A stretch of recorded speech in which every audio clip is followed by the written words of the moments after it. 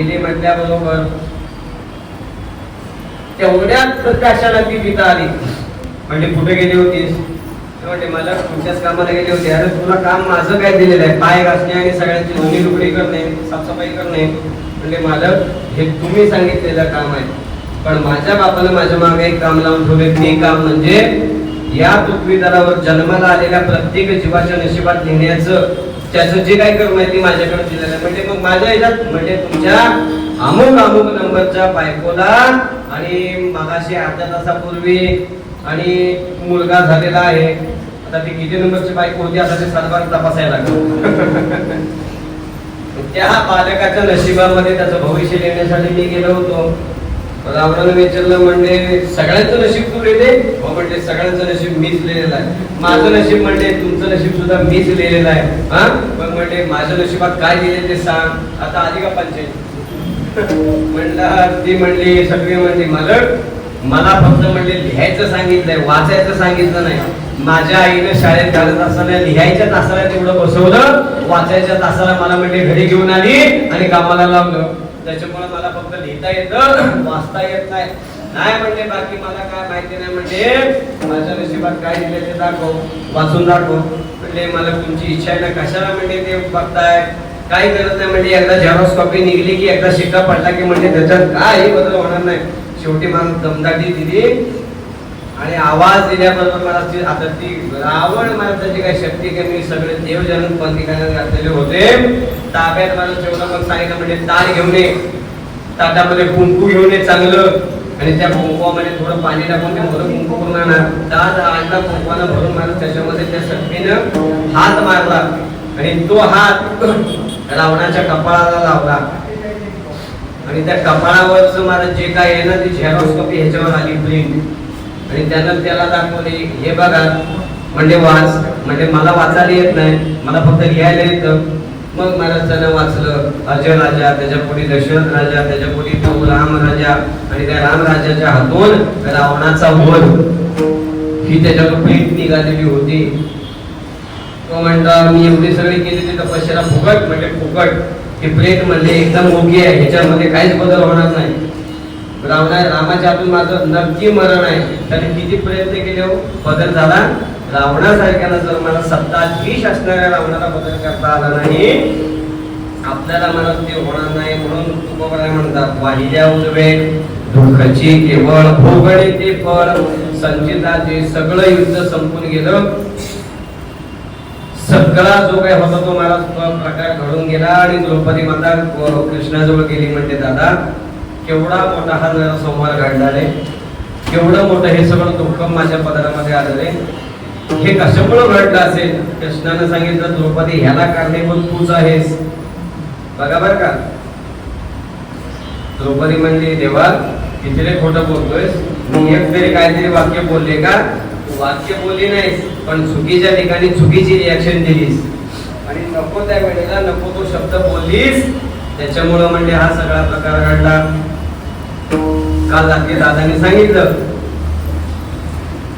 त्या पांडवांना एक जागा त्यांनी अशी दिलेली होती की त्या जागेमध्ये काहीच पिकत नव्हतं.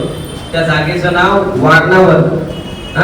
वारणावत हा जो त्या हस्तिनापुरातला भाग आहे ना, तो वारणावत भाग या पांडवाने त्यांनी देऊन टाकलेला होता. रात्री त्यांनी सांगितलं वसाट नगरी धनगर राजा, पण मला त्या ठिकाणी हरियाला हाता आणि मग कैसी भय चिंता.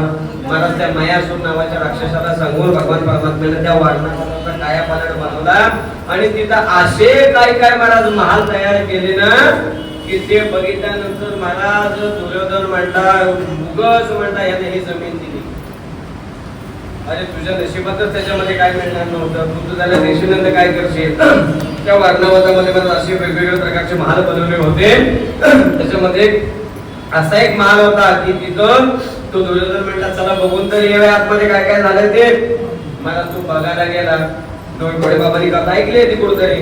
ज्या ठिकाणी माणूस पाणी आहे त्या ठिकाणी वाटायचं जमीन आहे, ज्या ठिकाणी जमीन आहे त्या ठिकाणी वाटायचं पाणी आहे. पहिल्या ठिकाणी माणूस तो दुर्योधन चालत गेला की तो माणूस त्याला वाटलं पाणी आहे का काय, म्हणून त्यानं असं धोतर वर केलं की होती जमीन.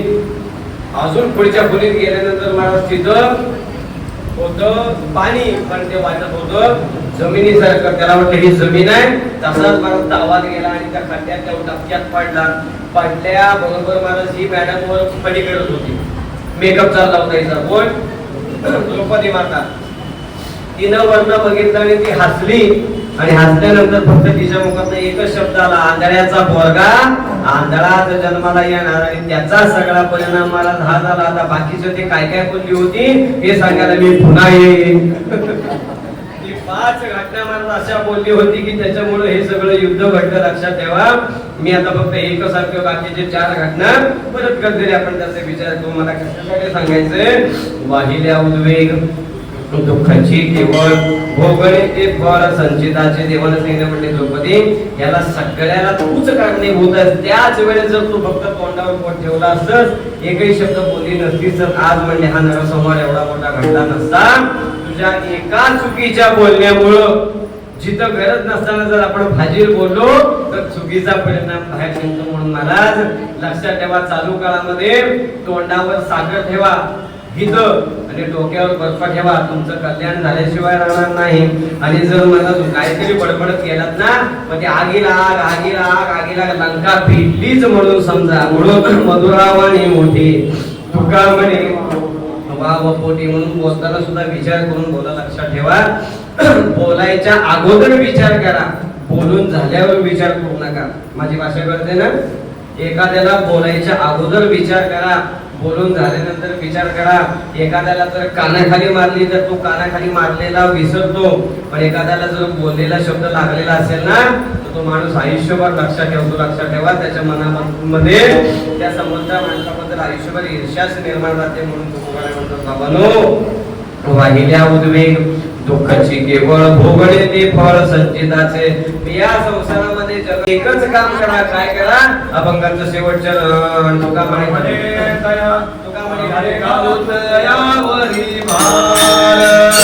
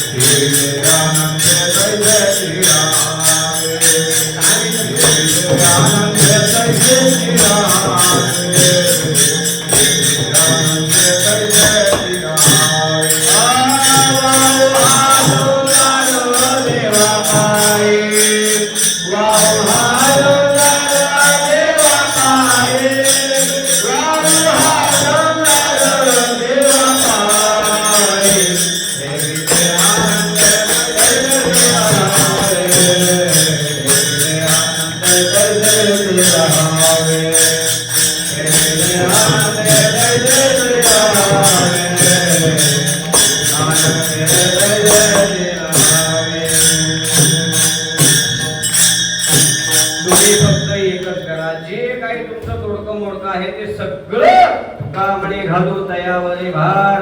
अरे बाबा, हा संसार देवा पाहिजे काय चाललेला आहे ते भगवान परमात्म्याच्या सत्तेने चाललेले आहे. मी फक्त निमित्त मात्र त्या ठिकाणी आहे. ही भावना मनामध्ये धरा. तुम्हाला कुठल्याच गोष्टीची कमी पडणार नाही. ठेविले आनंद तैसे चिरावे चित्ती असू द्यावे समाधान. म्हणून एकदा मोठा प्रेमानं भगवान परमात्म्याचं नामचिंतन करा. कीर्तन आपलं इथं संपलेलं आहे. आता ज्या काही काल तुम्हाला बोललो त्या महत्वाच्या गोष्टी आपल्याला एक 10 मिनिटांमध्ये विदित करायच्या त्याच्यामुळे एकदा मोठ्या प्रेमानं भगवान परमात्म्याचं नामचिंतन मगाशी सांगितल्याप्रमाणे माझ्या विठोबाचे नाव आता असे उच्चारा भगवान परमात्म्याचा प्रसाद मिळावा असं वाटत असेल तर सगळ्यांनी आवडीनं आजच्याच दिवस नाही तर कायम स्वरूपी या ठिकाणी देवाचं चिंतन करा. भगवान परमात्मा तुम्हाला आणि मला सुखी केल्याशिवाय राहणार नाही. विठोबाला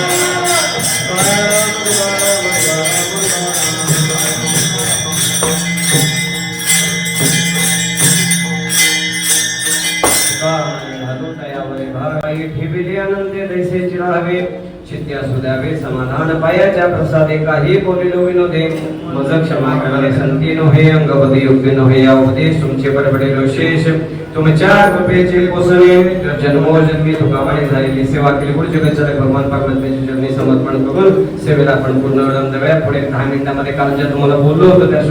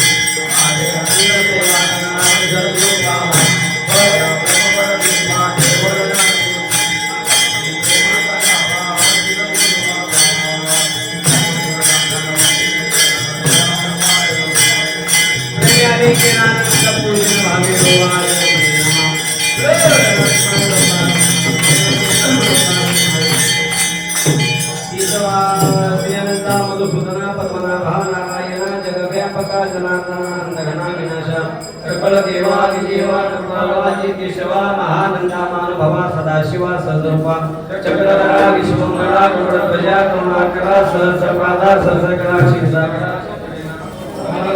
कमलापती कामिनी मोहना मदन मूर्ती भगवत पूजा करायला गणपत महाराज देवी मागाय सगुणा नित्रा जगत नित्रा जगत देव देवकी गणपत महाराज आत्मते काल रावणी मदनावाजी करणी हेती करसे नमनी सकल देवादिदेवा कपालवाजी महानंदा मानभवा सदाशिवा विडोल